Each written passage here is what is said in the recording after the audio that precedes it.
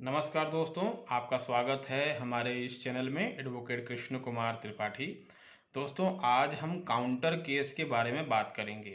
Counter case क्या होते हैं और इसके माध्यम से हमें हमारे मामलों में कैसे राहत मिल सकती है, इसके बारे में चर्चा करेंगे। दोस्तों, काउंटर केस जो होता है ये इसका सिंपल सा अर्थ ये है कि किसी ने आपके ऊपर कोई मुकदमा दर्ज करवाया हुआ है और आप भी उसके ऊपर कोई मुकदमा दर्ज करवाना चाहते हैं। उदाहरण के लिए मान लीजिए कि दो लोग हैं, दोनों में आपस में हाथापाई हो गई, आपस में मारपीट हो गई, झगड़ा हो गया, फिजिकली दोनों एक दूसरे पर टूट पड़े। उसके बाद किसी एक ने उसमें से फटाफट भाग के थाने में पुलिस में रिपोर्ट कर दी। पुलिस क्या करती है, नॉर्मली रिपोर्ट नहीं लिखती है। पुलिस दोनों को बुलाएगी और दोनों को समझाई देने की कोशिश करेगी, क्योंकि पुलिस तो चाहती नहीं है एफआईआर लिखना।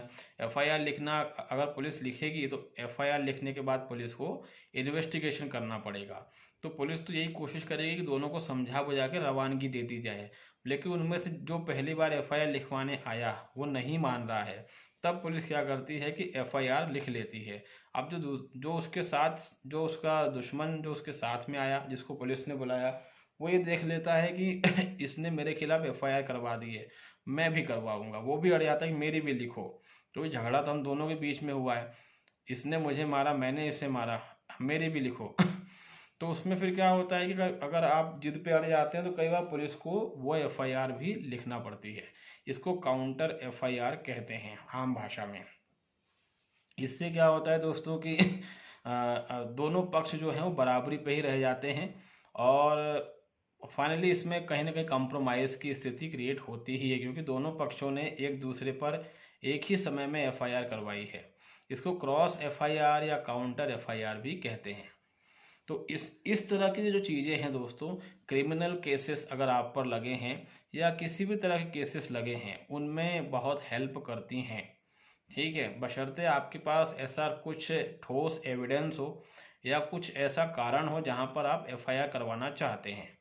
अगर मैं किसी भी तरह के मामलों की बात करूं, आप पर क्रिमिनल केसेस चल रहे हैं, कई बार सिविल सूट चल रहे हैं आप पर बिना मतलब के, आपकी ही प्रॉपर्टी कोई हड़पना चाहता है, वहां पर भी आप काउंटर केसेस लगवा सकते हैं। काउंटर केसेस अगर मैट्रिमोनियल डिस्प्यूट की बात करूँ, वहाँ पर बहुत हेल्पफुल होता है दोस्तों। ठीक है, इसके मतलब बहुत फ़ायदे होते हैं।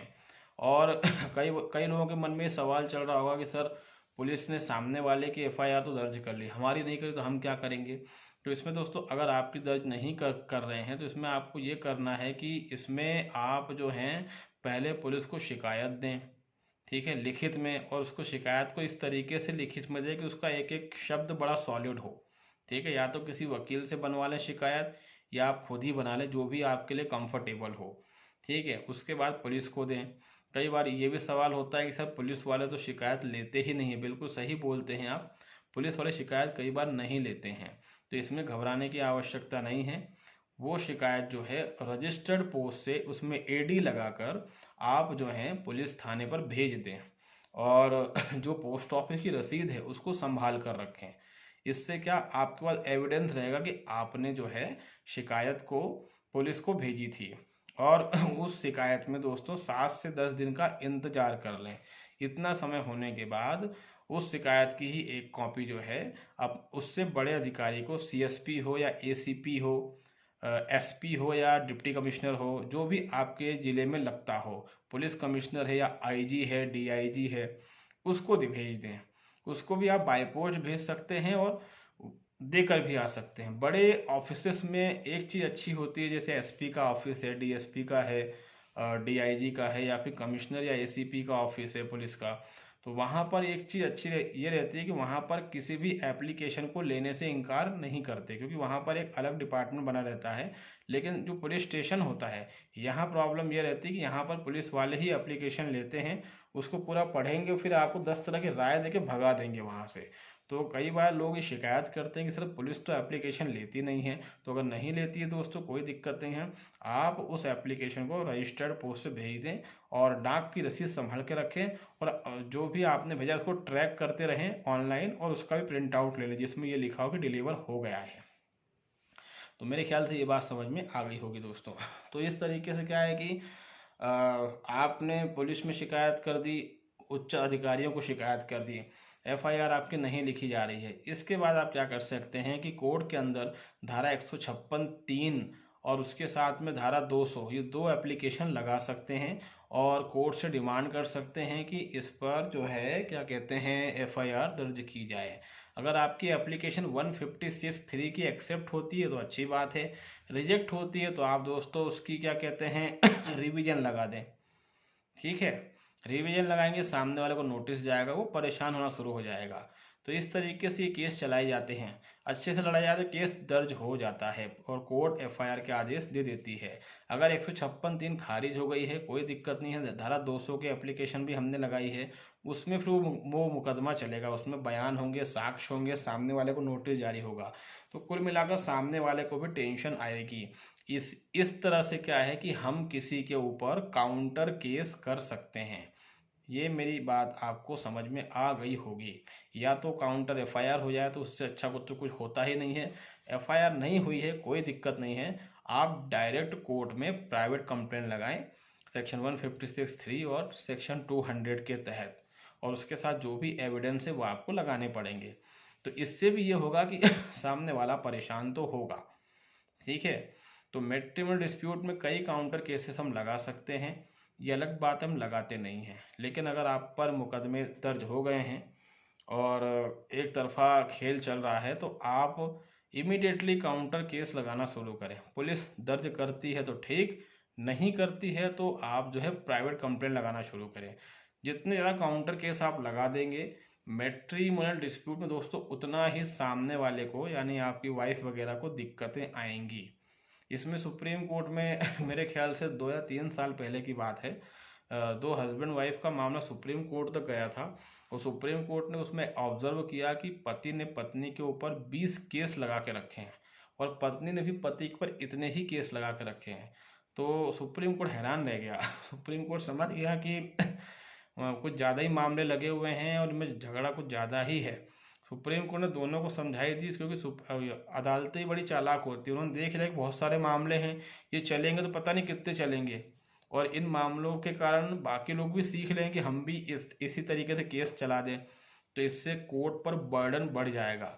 तो सुप्रीम कोर्ट ने दोनों को समझाई देते हुए ये कहा कि दोनों जो हैं म्यूचुअली आप लोग डाइवोर्स ले लें, और फाइनली वो लोग राजी भी हो गए तो ये तभी हुआ जब हस्बैंड ने काफ़ी काउंटर केस डाल के रखे थे।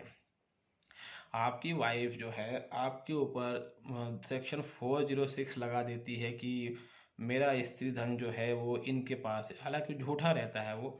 आप भी लगा दीजिए, अपनी मम्मी की तरफ से, अपनी बहन की तरफ से आप लगा सकते हैं। ये आप खुद की तरफ से लगा दें चोरी का, कि मेरी चेन थी सोने की, अब मेरी कुछ अंगूठियाँ थी सोने की, मेरी वाइफ घर से ले गई, उसके पिता भी आए थे, पुलिस में शिकायत कीजिए। पुलिस दर्ज ना करें तो आप काउंटर केस लगाइए।